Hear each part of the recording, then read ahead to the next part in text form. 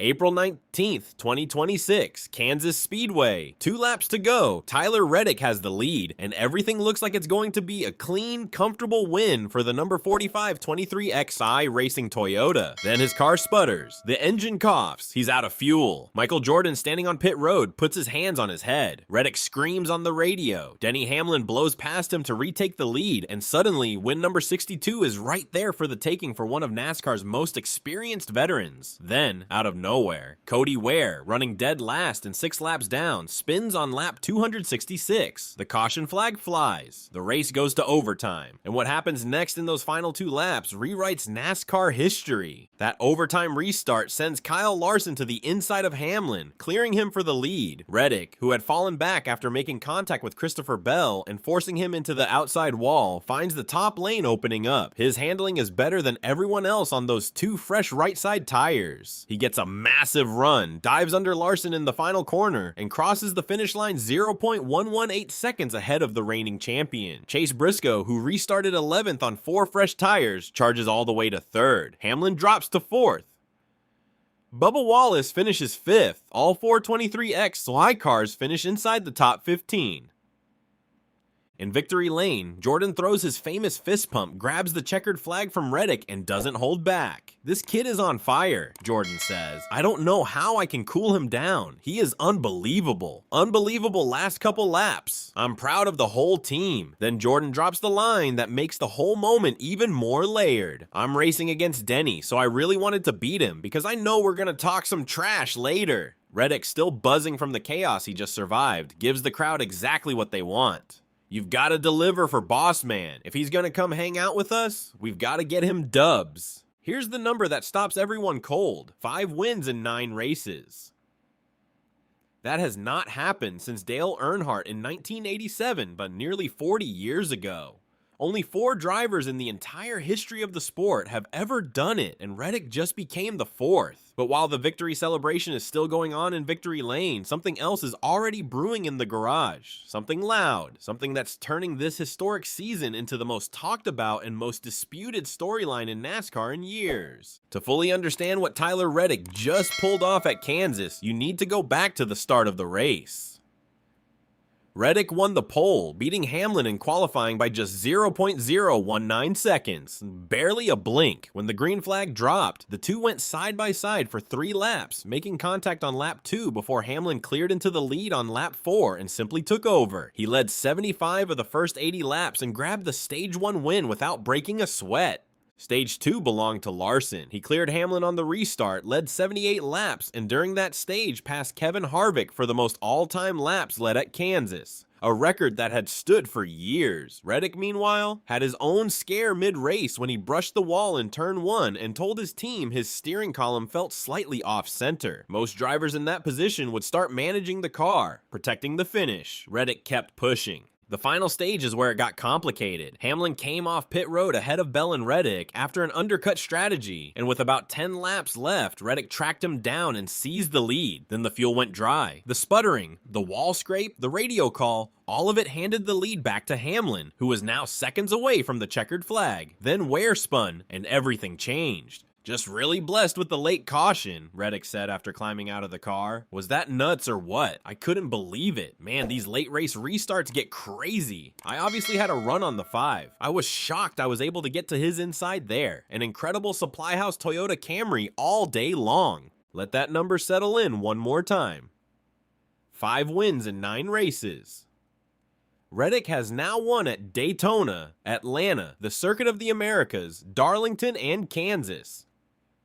5 completely different track types: a super speedway, a high-banked oval, a road course, a historic track famous for chewing up cars, and a 1.5-mile intermediate. There is no type of track this team cannot win on right now. Reddick entered the 2026 season with just 8 wins and 218 career starts. He now has 13 career wins, 5 of them in the last 9 races. He leads the Cup Series championship by 105 points over Hamlin, a gap that is enormous this early in the season, and this all comes 1 year after a winless 2025 campaign, where Reddick finished 9th in points and couldn't find victory lane a single time.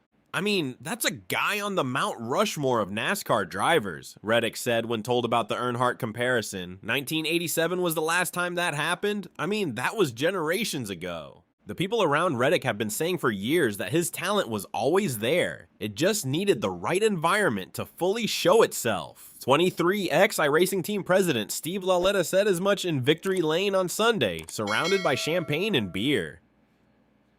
He's kind of unstoppable right now, gets adversity thrown at him and just keeps coming back. The whole team, everybody's just been poised, not getting rattled for any reason, and just knowing that a fast car is under them and they're executing. Crew Chief Billy Scott has echoed that assessment repeatedly this season. He's put a lot of work into not just the on-track side of things, but also where we stand with expectations. He's kept all that in good perspective and comes every week hungry to do it again, and he's just able to.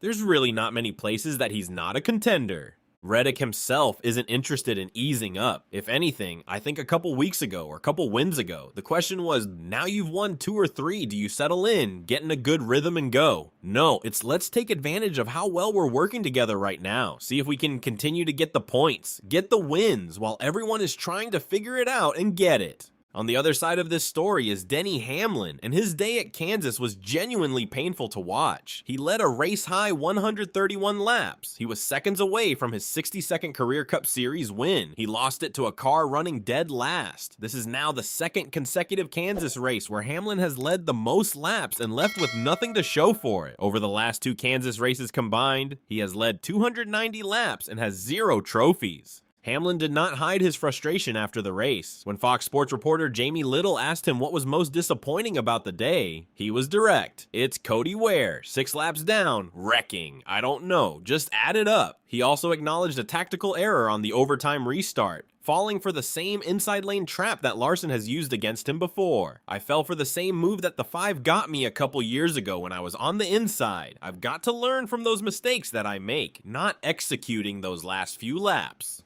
The situation carries an obvious awkward layer. Michael Jordan co-owns Hamlin's car and Reddick's car. When Jordan's team wins, it means Jordan just beat one of his own drivers and his co-owner. Jordan leaned into it, openly joking that he wanted to beat Hamlin specifically. For Hamlin, the loss stings in every direction at once. Now here's where the story gets complicated and loud. In October 2024, 23X1 Racing and Front Row Motorsports filed a federal antitrust lawsuit against NASCAR, alleging monopolistic and anti-competitive practices. The trial started in December 2025, lasted 8 days, and ended with a settlement 1 day after the plaintiffs rested their case. The financial terms were confidential, but the outcomes were significant. Permanent charters, a stronger voice for the teams and how the sport operates, and long-term stability for 23X1 Racing. Jordan issued a statement at the time. From the beginning, this lawsuit was about progress. It was about making sure our sport evolves in a way that supports everyone, teams, drivers, partners, employees, and fans, with a foundation to build equity and invest in the future and a stronger voice in the decisions ahead. We now have the chance to grow together and make the sport even better for generations to come.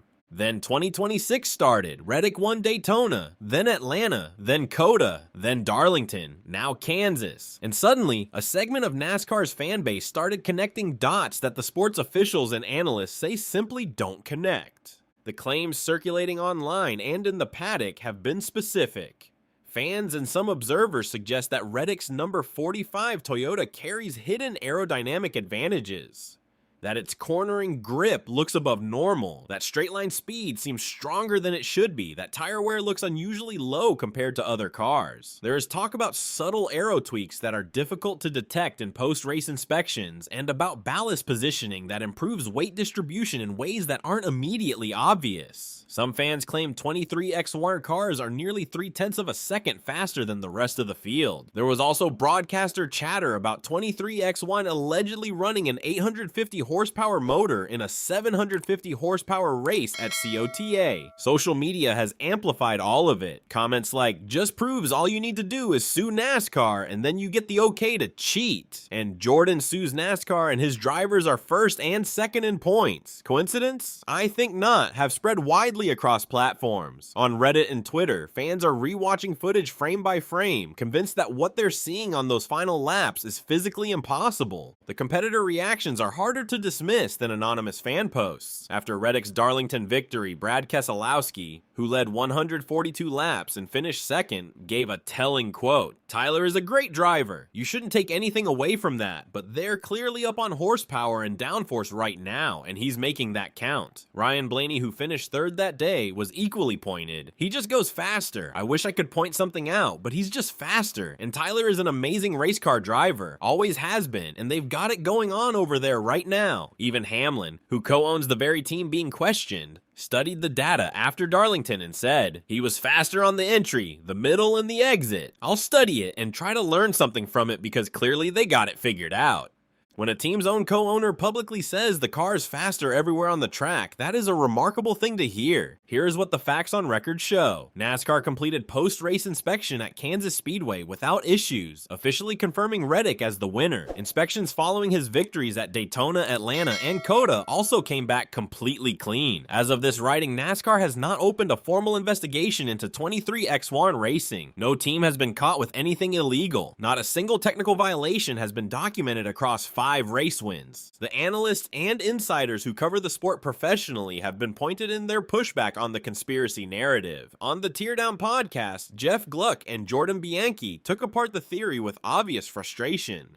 "By the way, I don't know what people are referencing talking about this conspiracy," Gluck said. "They won the lawsuit, so now everybody thinks it's somehow rigged that 23XI won 3 in a row. That has to be one of the stupidest things." Bianchi went further, imagining how absurd the scenario would actually have to be. You've got to go back further than that. You've got to be like, we're settling this multi-million-dollar lawsuit in December. One last thing, one last amendment we're going to add in there for 23XY. We're not just going to win the Daytona 500. We want Daytona, Atlanta, and COTA. NASCAR's like, seriously? And MJ's like, I work in threes. That's how I do my business.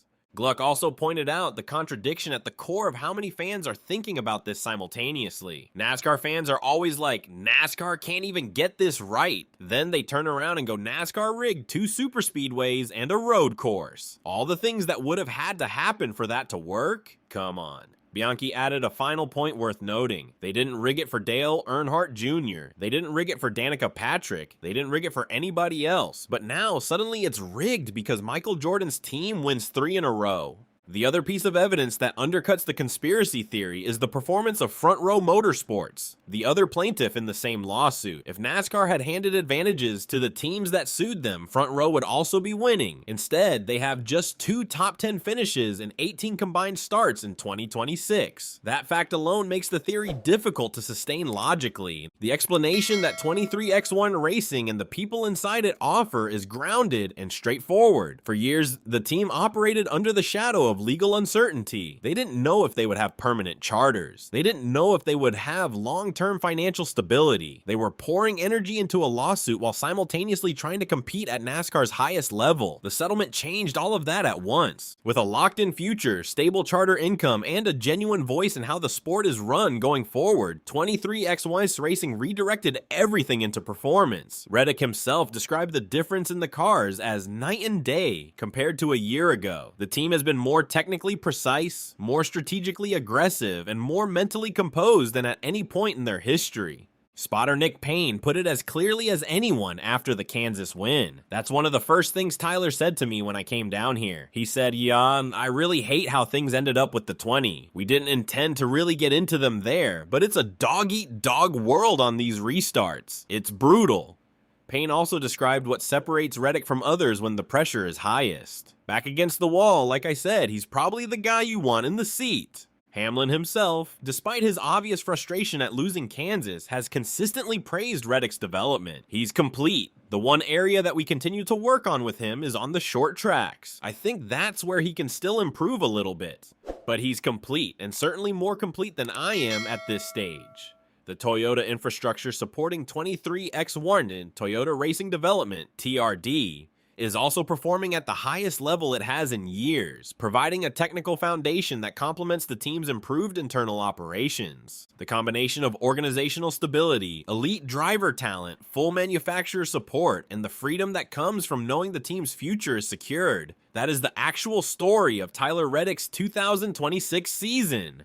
not a conspiracy. A team that finally has everything it needs, all at the same time, with a driver capable of making the most of every single opportunity it presents.